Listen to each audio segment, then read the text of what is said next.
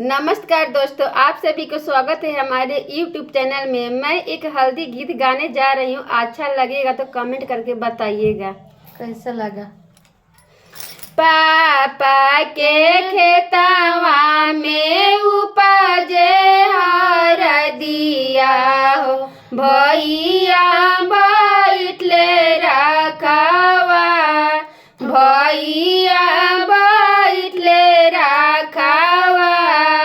पापा के अगवा हो झाकेली मम्मी, अब बेटी भैली से आन, अब बेटी भैली से आन।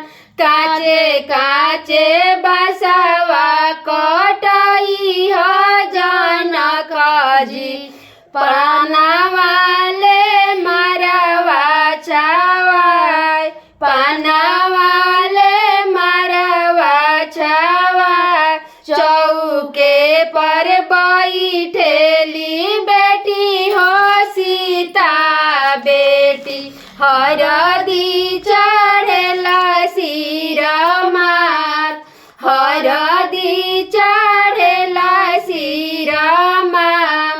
अइले बरियतिया आंगन बीचे उतारेला, बेटी बैठे पापा जी के जान, बेटी बैठे पापा जी के